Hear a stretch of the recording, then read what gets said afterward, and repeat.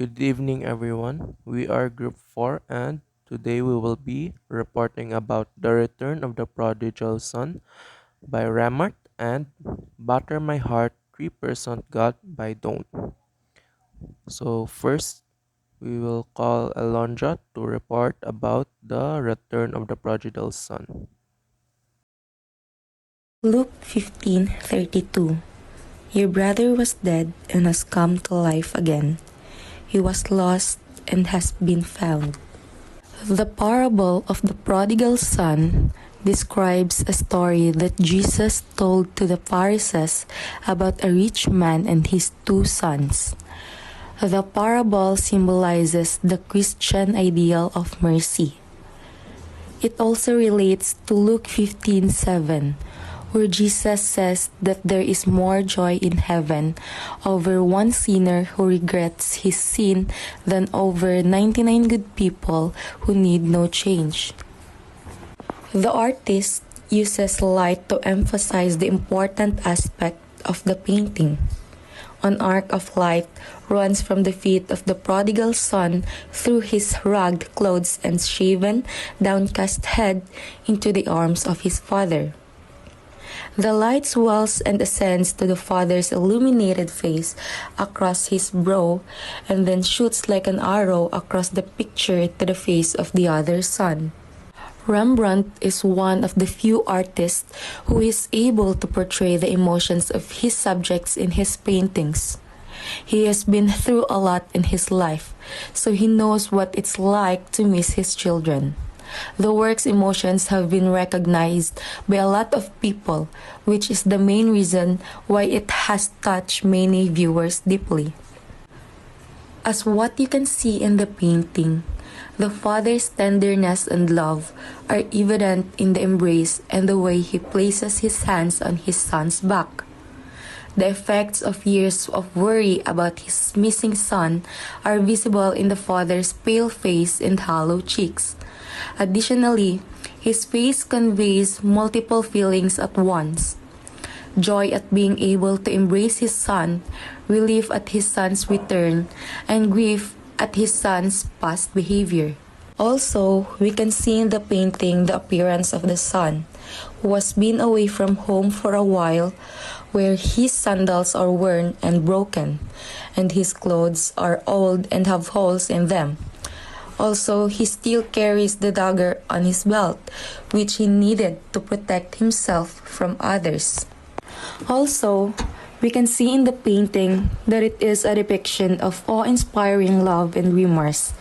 It seems as though the father's tender embrace also engulfs the viewer as one stands and gazes upwards at his face. Three glowing figures emerge from a deliberately dark background of velvety black and rich brown. Although the other eerie figures can be seen, it is evident that they are not the main focus of the scene. Even though we already know the story, the three men in the spotlight grab our attention right away.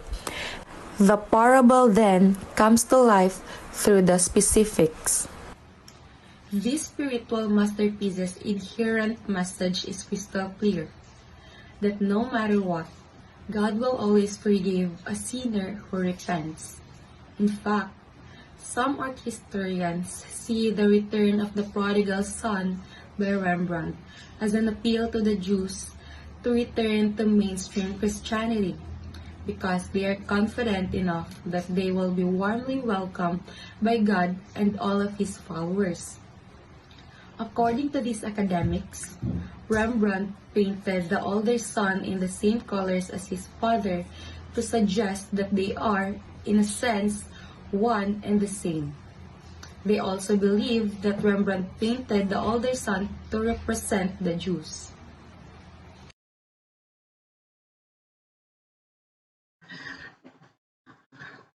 Hello, everyone. This is my report. Butter My Heart 3% God by John Donne.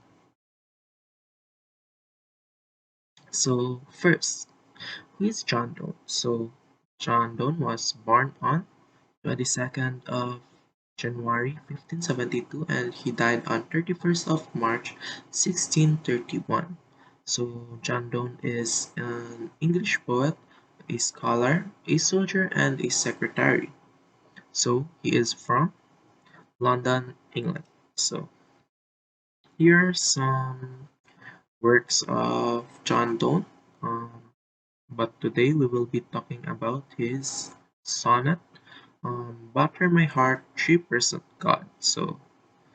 What eh, what is a sonnet? So a sonnet is a fixed verse form of Italian origin consisting of 14 lines that are typically 5-foot iambics rhyming according to a prescribed scheme. Hmm.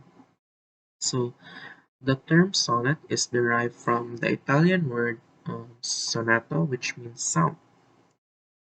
So here is the sonnet of John Donne, "Butter My Heart, 3% God." So we will be dissecting this sonnet by lines. So here's the first four lines. So in the first four lines, he wanted God to butter his heart because he felt that his heart is dirty or not cleansed because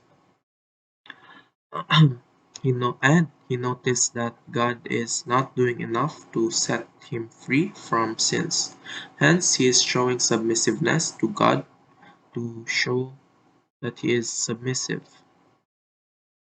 So, in the next four lines, lines 5 to 8, he is comparing his soul to the usurped town because he felt that Satan is already living in his soul, so that God cannot enter his soul. So he's showing regret that he couldn't protect himself from Satan and temptation. So in lines 9 and 10, he is expressing love to God, but he is already engaged with Satan or God's enemy.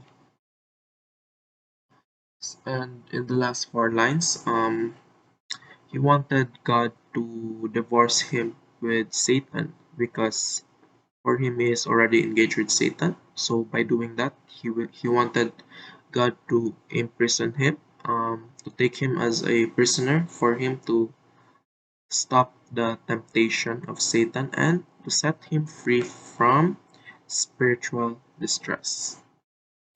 That's all. I hope you learned something from us. Thank you for listening.